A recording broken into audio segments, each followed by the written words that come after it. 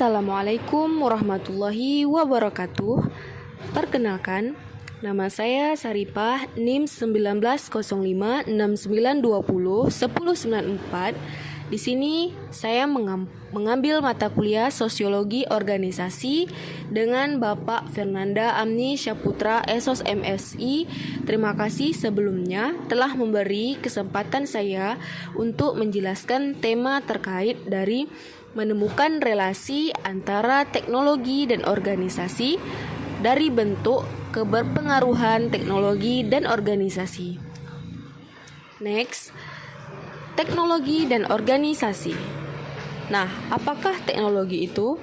Teknologi adalah alat mesin, cara, proses, kegiatan atau gagasan yang dibuat untuk mempermudah aktivitas manusia dalam kehidupan sehari-hari, seperti dalam bidang komunikasi, transportasi, bisnis, manufaktur, dan lain sebagainya.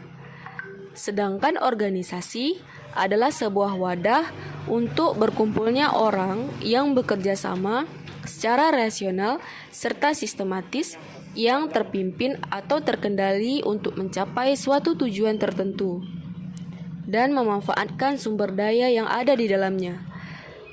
Ada pula terdapat ciri-ciri di antaranya sebagai misalnya mempunyai tujuan, mempunyai tata tertib, adanya kerjasama, dan memiliki wewenang dan tugasnya.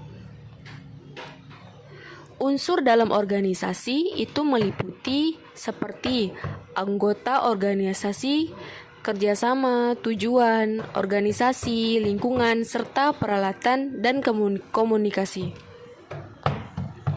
Relasi dan keterpengaruhan antara teknologi dan organisasi. Teknologi dalam organisasi dapat diartikan sebagai sarana atau perangkat yang diperlukan organisasi dalam menjalankan aktivitasnya. Apa pemanfaatannya? Pemanfaatannya pada teknologi informasi dalam suatu organisasi atau perusahaan juga berkaitan dengan keunggulan kompetitif untuk meningkatkan suatu kualitas informasi. Pengawasan kinerja organisasi atau perusahaan menggunakan teknologi informasi baik secara alat bantu maupun sebagai alat strategi. Nah, selain itu, dalam penerapan teknologi dalam suatu organisasi dapat memberikan dampak yang signifikan dalam efisiensi dalam meningkatkan daya saing karena teknologi memberikan sejumlah data mengenai jalannya organisasi tersebut. Apa dampak positif dan negatif pada teknologi dan organisasi? Mari kita simak penjelasan dari dampak positif dalam penerapan teknologi pada organisasi. Yang pertama, sebagai media untuk mengawasi kinerja organisasi. Kedua, sebagai media untuk meningkatkan kualitas organisasi. Ketiga, sebagai media untuk menganalisis daya saing organisasi. Keempat, menghemat waktu, biaya, serta aktivitas. Dan yang terakhir, untuk membantu aktivitas manajemen sumber daya manusia pada organisasi. Lalu, apa dampak negatifnya? Yang pertama, kemungkinan penyalahgunaan teknologi. Kemudian, tingginya kemungkinan pada masalah penolakan penggunaan teknologi. Kemudian yang ketiga, mengurangi sifat sosial. Contohnya pada penerapan teknologi informasi pada suatu organisasi yang sesungguhnya sangat diperlukan dan sangat penting karena dapat membantu jalannya suatu organisasi menjadi lebih baik. Namun, penerapannya perlu dikendalikan dengan baik agar dampak negatif dapat meminimalisir. Contohnya, kemudian pada relasi antara teknologi dan organisasi, yaitu dalam bidang komunikasi yang berperan dalam tali antar anggota organisasi. Selain itu, dalam hal data yang penting dalam organisasi. Kemudian, penjelasan menurut G.R. Terry terdapat 5 peranan teknologi dalam suatu organisasi.